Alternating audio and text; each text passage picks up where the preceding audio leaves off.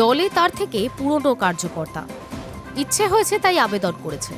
স্ত্রী রিঙ্কু মজুমদার প্রার্থী হতে চেয়ে বিজেপি সল্টলেকের দপ্তরে জীবনপঞ্জি জমা দেওয়ার বিষয়ে এমনটাই জানালেন রাজ্য বিজেপির প্রাক্তন সভাপতি দিলীপ ঘোষ। বৃহস্পতিবার সেই বিষয়ে মুখ খুলে দিলীপ বলেন, ইচ্ছে হয়েছে আবেদন করেছেন। এদিন ইকো পার্কে প্রাতঃভ্রমণে আসেন দিলীপ। সেখানে তার স্ত্রী রিঙ্কু প্রার্থী হওয়ার বিষয়ে প্রশ্ন করা হয়। তিনি বলেন, দলে আমার থেকেও পুরনো, অনেক দিনের কার্যকর্তা। আমি এমএলএ এমপি হয়ে গেলাম, ওর ইচ্ছে হয়েছে করেছে। হাজার হাজার লোক আবেদন করেছে, কে প্রার্থী হবেন দল ঠিক করবে। সূত্রের খবর, গত 31শে জানুয়ারি নিজের জীবনপঞ্জি জমা করেছেন দিলীপ পত্নী রিঙ্কু। ওই দিন সন্ধ্যায় বিজেপি সল্টলেকের দপ্তরে গিয়ে একজনের হাতে ওই জীবনপঞ্জি তুলে দিয়েছেন তিনি।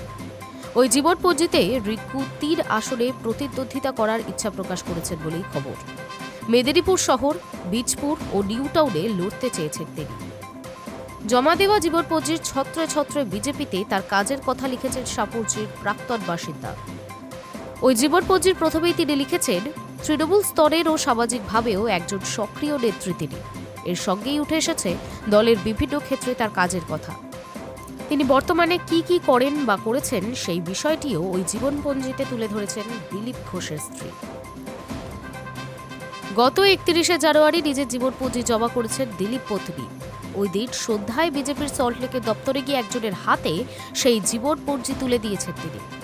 এই প্রসঙ্গে রিঙ্কু মজুমদারের দাবি, আমি মিসেস ঘোষ হয়েছি মাত্র কয়েক মাস হলো, কিন্তু 2013 সাল থেকে নিউ টাউনে থাকি, দলের কাজ করছি। বিয়ে, ছেলের মৃত্যু হয়েছে, কিন্তু আমার পরিকল্পনাতেই ছিল মানুষের জন্য কাজ করব। সাংগঠনিক দায়িত্ব পালন করেছি, আর সিভি তো অনেকেই জমা করেছেন। আমার তো একটা রাজনৈতিক সত্তাও আছে, আমি চাই লড়াই করতে, জিততে চাইব অবশ্যই। উল্লেখ্য, আসন্ন বিধানসভা নির্বাচনের আগে বিজেপির দলীয় দপ্তরে আসছে বহু জীবনপঞ্জি। অনেকেই নিজেদের সিভি জমা দিচ্ছেন প্রার্থী হতে চেয়ে। অন্যদিকে বাইপাসের ধারে তৃণমূল দপ্তরেও বসেছে জীবনপঞ্জি জমা দেওয়ার বাক্স। এবার ভোটের আগে দিলীপ পত্নীর এমন উদ্যোগ রাজনৈতিকভাবে তাৎপর্যপূর্ণ বলেই মনে করছেন অনেকেই।